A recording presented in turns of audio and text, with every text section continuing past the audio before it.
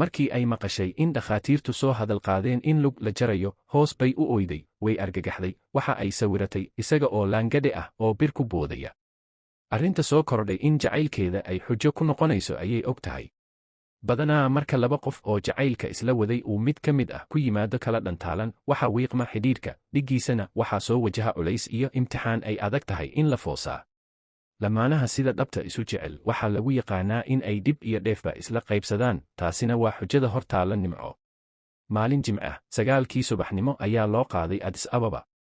Inta aan qolkii uu jiifay laga saarin, waxaa si qalbitaabad leh u sii macasalaamaysay gacalisadiisii, iyada oo duco iyo dhiirigelinba isugu dartay, dhegahana ugu riday in ay la jirto oo uu mar walba garabkiisa ka eego. Dhakhtar casri ah ayaa la dhigay, dhakhaatiirtii lafaha ee ugu aqoonta badnaa ayaa la tusay. Waxa ay qaadaadhigaan oo hadba dhinac ka fiirshaanba, natiijo gunaanad ah ayay soo saareen. Warka ay sheegeen qofna kama farxin, dhakhaatiirtii Hargeysa ayay isku afnoqdeen. Lugtaasi in aanay wax ka qabasho lahayn ayay si cad ugu tabiyeen Muuse iyo waalidkii. In lugta la jaro ayay isugu soo ururtay, sidii baana la isku raacay. Muuse waxaa la soo gudboonaatay qadarta Alle, meel kale oo uu uga cararaana ma jirto oo aan ka ahayn in uu isu dhiibo. Werwer hor leh ayaa ku furmay. Nolol cusub oo caqabadeeda iyo hawsheeda wadata ayaa u bilaabmaysa. Lugihiisii uu kolba mid tallaabada qaadi jiray ee uu ku xaragoon jiray ayaa is-cidlaynaya, lugta soo hadhaa bannaan ayay keligeed istaagi doontaa, biro aan baahiyaheeda dhammaystiri karin ayay taageersan doontaa, socodkii quruxda badnaa ayaa dhutis isu beddeli doona, meelihii uu durdurada ku dhaafi jiray ayuu tallaabada wakin doonaa. Maankiisa waxaa kale oo ka dhex guuxaya oo marnaba aan ka faaruqayn sida waaga cusub ee bilan doona uu u saameeyo jacaylkiisa iyo qabka ay Nimco u qaabili doonto. Ma cidlayn doontaa mise ciidan bay u noqon socodka ka caawiya. Marmar waxa uu istusaa iyada oo garabkiisa ka baxday, dibna uga guratay. Rajabeel iyo niyad xumo ayaa qalbigiisa ku soo xaadira. Haddii lugta iyo jacaylkuba israacaan, hal marna aad ka farabaxdo oo meel cidla ah aad habaabato, maxaad yeeli doontaa, ayuu isweydiiyaa. Waxa aad mooddaa in uu heestan niyadda ka tirinayay. Xalaan soo baraarugay. Ka soo booday jiifkoo buur intaan fadhiistaan. Hurdo baadigobee. Adoo iga baxsadayo baashayga maray baa. Jacayl igu ballaadhee, waxa aan ka baqayaa ballantaan lahayn in aad ka baxdo baajiso wanaaggii. Balse ka waran haddii ay Nimco werwerka Muuse haysta ogaato sidana ugu soo jawaabto. Ha ka baqan warkeennii. Anaa baylah tirayo kuu badheedhay adigoo ballantii adkeeye.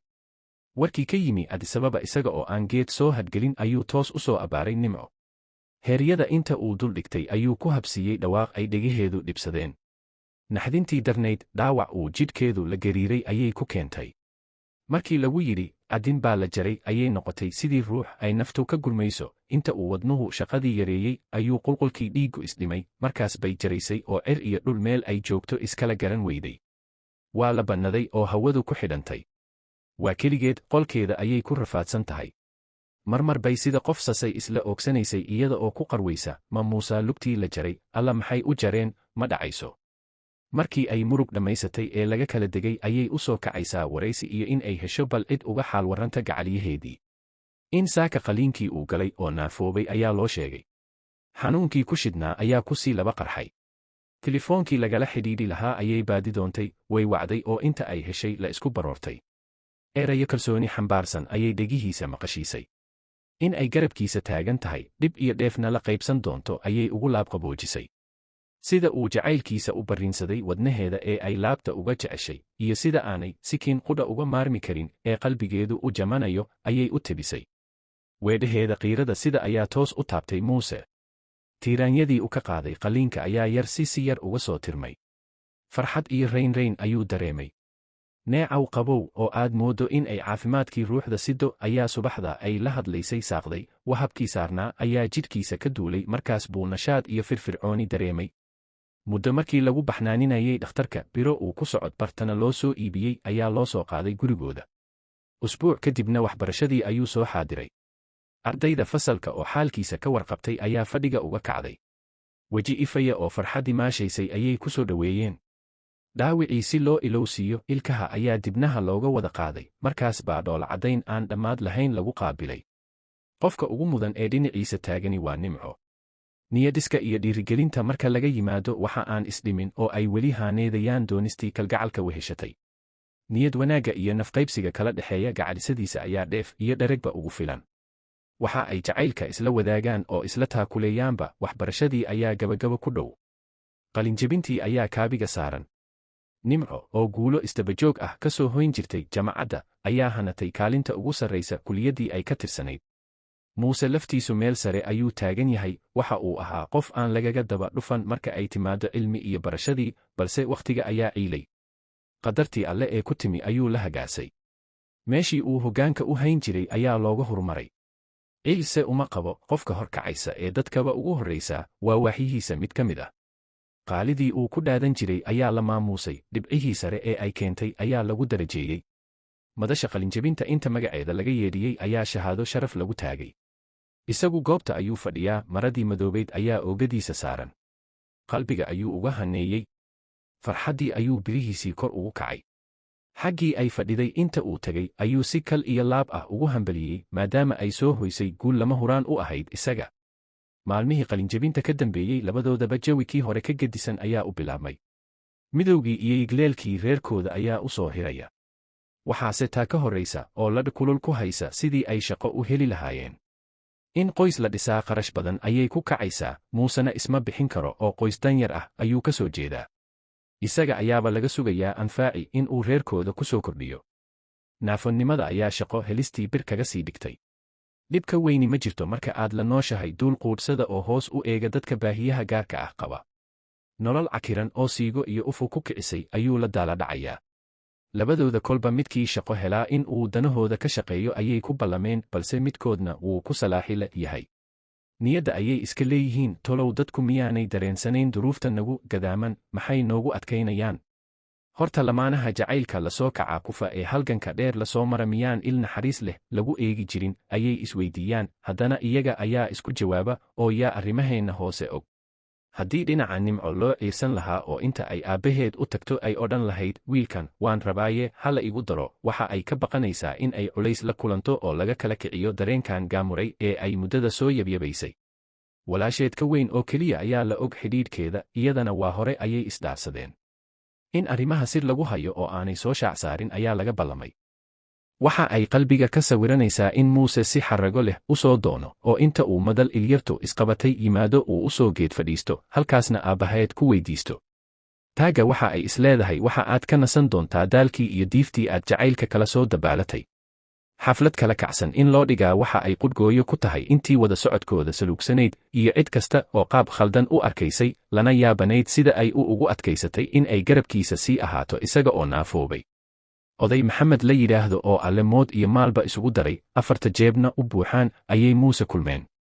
Meel waddo ah isaga oo lugaynaya, kulka jira awgiisna dhidid ku maydhay, ayaa alle ku soo saaray xaajiga oo gaadhi fiisideed ah ku taagan, waddadana taxtaxaash ku socda. Dhinaciisa ayuu hal mar ishaqac ku siiyey, mise waa wiil da'yar oo biro ku boodaya, socodkuna dhibayo cadceeda jirta awgeed. Istaaggii uu istaagay iyo adeer aan ku sii dhoweeyey gaadhiga soo fuul ayaa isxigay. Intii ay dariiqa sii socdeen ayaa la sheekaystay. In uu dhowaan qalinjebiyey welina aanu shaqo hayn ayuu u sheegay. Waayihii adkaa iyo marxaladihii uu nolosha la soo maray ayaa la iska waraystay.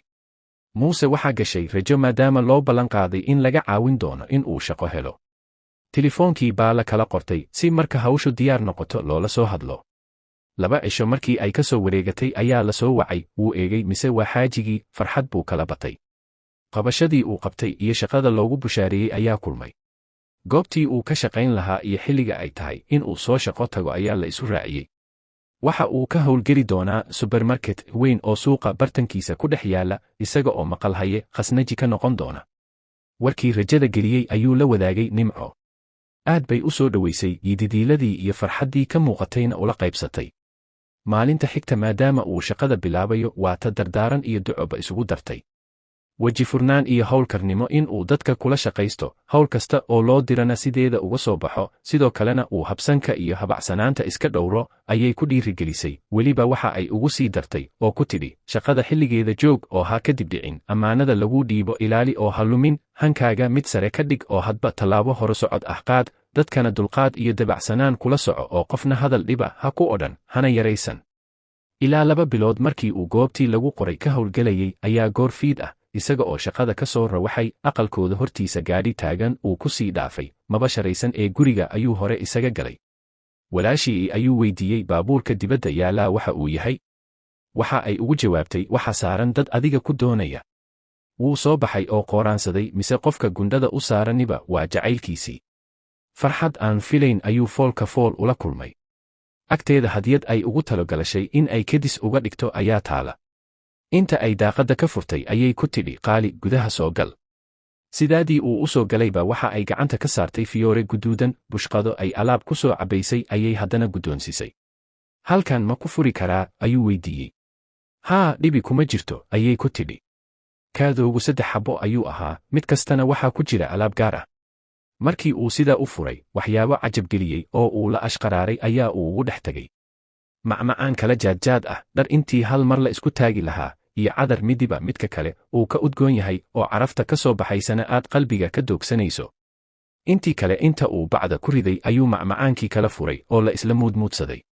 Kulankaasi waxa uu uga dhigan yahay sidii oo ay isguursadeen. Qaabka ay sheekadu isugu raacraacday ee ay isaga gurayaan ayaa laga garan karaa in dareen gudaha ka soo go'aya uu maayado soo kicinayo.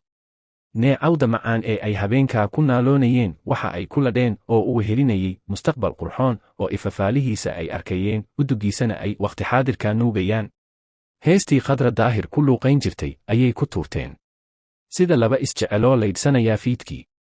Kalgacayl ku looloo lacdamaya caashaqa. Midowga nolosha iyo qorshahooda mustaqbal ayay isla soo hadal qaadeen. Xilliga ay yegleeli doonaan iyo qaabka ay hawsha u geli doonaan ayay sheekadooda ku saleeyeen. Shaqada uu Muuse hayaa ma ahayn mid si degdeg ah lacag looga ururin karo. Inkasta oo uu hagbadgalay haddana weli badh buu tabayaa oo tiradu ma saameelna. Wakhtigii ay soo jeedisay in uu meherku dhaco iyo qarashka u urursamaya ayaa iskeeni waayey. Markii ay aragtay in arrimuhu isu qaban la yihiin gacalyaheeda waxa ay ballanqaaday in inta dhiman ay iyadu buuxin doonto. Wax kale ma hayso walaasheed oo qurbaha ku maqan ayay lacag weydiisatay. Alaab ay u baahnayd in ay ku soo iibsato ayuu dalabkeedu ahaa. Lacagtii oo aanay isticmaalin qasnadna ugu jirta ayay ugu yaboohday gacalyaheeda si uu howlaha ugu dabaro. Qarashkii uu hayay iyo intii ay ku dartay baa la isu geeyey. Xisaab inta la galay ayaa wax kasta oo qabyo ka ahaa ay dhammaystirteen. Maalmaha ay qabanqaabada ku jireen waxaa meel ay jaan iyo cidhib dhigtay laleeyahay Muuse gabadh ay walaalo yihiin oo dadii ka yarayd ah. Baryaha waxaa socday tahriibka, in dhalintu u doolaan waddamada shisheeye ayaa aad u badnayd, iyaguna shakigaas ayay qabeen. Werwerka iyo walaaca ay sababtay walaashiisa la waayey ayaa dhimay karaarkii uu ku socday qorshaha guurkoodu. Baadidoonka gabadha yar ee la waayey ayay caqli iyo cududba isugu geeyeen. Muddo bil ku u siman markii la raadinayay ayay ka soo hadashay Liibiya. Iyada oo afduuban gacantana ugu jirta niman qowlaysato ah ayay war argagax leh soo dirtay. Waxa ay u dhaxaysaa nolol iyo geeri. Ragga haystaa ma aha kuwa naxaya. Madax furasho aan loo maaro hayn ayay dalbadeen. Muuse ehelkiisu itaal uma hayaan lacagta la weydiiyey balse way ku sandulaysan yihiin oo waa in ay meel uun ka keenaan. Haddii kale inantooda ayaa u qoolan oo qudbixi karta. Qabanqaabo iyo abaabul gabadha loogu gurmanayo ayaa la galay. Dhowr qof oo lacag lagu tuhmayey ayaa la isla soo hadal qaaday. Muuse oo qoyskooda ugu tun weynaa xagga jeebka ayaa lagu ciiray. Haddii aanu isagu wax bixin yaa kale oo u hagar baxaya walaashii. Intii yarayd ee uu dirqiga isugu geeyey ayaa la lahaaday. Halkii uu u waday ma aha ee meel kale oo Alle u qoray ayay lacagtii aaday. Dhibta soo food saartay ayaa guurkii uu naawilayey cirka ku laashay. Qadarta Alle ee timi kama santaagi karo ee samir ayuu qaatay. Samata bixinta inantooda ayuu tab iyo xeeladba isugu geeyey.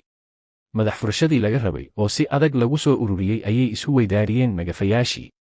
Muddo kadibna Alle gacantoodii waa uu ka sii daayey, gabadhii yaraydna ma istaagin ee safarkii ay Talyaaniga ugu jirtay ayay sii ambaqaaday.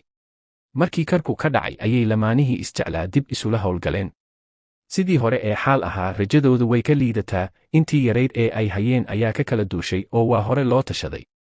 Yegleel iyo yabyab dambe ayay galeen. Wakhtigu wuu cararayaa, bilo iyo sannado aan wax laga weydiin ayaa socday. Ayuuto hagbad cusub oo uu bilaabay ayay sugayaan. Lacagta halkaa gashaa sida ay ku tarantaa ma hawl yara. Wakhtigii wuu ku dheeraaday, waxna waa ay isu gaadhi waayeen. Gabadhii Yurub u socdashay oo inta ay Talyaaniga dhaaftay Jarmal gashay, ayay galab walaalkeed iswaraysteen. Waxa uu ugu warbixiyey dhacdooyinkii isxigxigay ee noloshiisa ku lamaanaa iyo sida uu ugu dhabaradaygay. tii u dambaysay ee iyada ku samata bixinayay iyo wixii ka qabsadayay ayuu uga sheekeeyey. Gabadha uu jecel yahay oo aanay ka warhayn ayuu cabsiiyey. Aad bay ula qiirootay, waxyaabo badan oo noloshiisa ku gadaamnaa ayay ogaatay. Jacaylka gaamuray ee uu walaalkeed la gebi dhaclaynayo ayay garwaaqsatay, waxa aanay u ballanqaaday in ay dhinaciisa istaagi doonto, kana caawin doonto sidii uu ula aqalgeli lahaa gacalisadiisa. Meel yar oo ay ka shaqaysaa ma aha mid kaafiyi karta kharashka ku baxaya guurka walaalkeed. Waxa ay bilowday in labada gelinba ay shaqayso si ay dhaqaale badan u samayso. Ballanqaadkeedii Alle waa uu soo dedejiyey. Muddo 3 bilood ah ayay kaga farxisay Muuse iyo Nimco oo la daala dhacayay duruufo dhaqaale.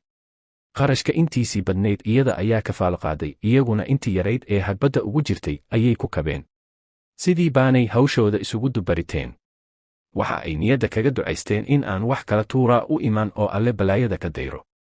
Odaygii Nimco dhalay ayaa la wacay si looga doono inantiisa, isna hadalba kama soo celin ee marxaba ayaa uu yidhi. Madal qurxiyey ayaa la isku ballansaday. Muuse oo go'shaal ah iyo khamiis ku soo labistay iyo odayaashiisii ayaa goobta uu meherku ka dhacayo soo xaadiray. Ehelkii Nimco ayaa iyaguna isa soo shubay. Si gobonnimo ku jirto ayaa la isu qaabilay. Sida uu dhaqanku ahaa, inta gacanta la isu dhiibay ayaa inantii la hibeeyey. Reerkii dhismay ayaa duco loo miisay. Muuse iyo Nimcona sidaa ayay ku midoobeen.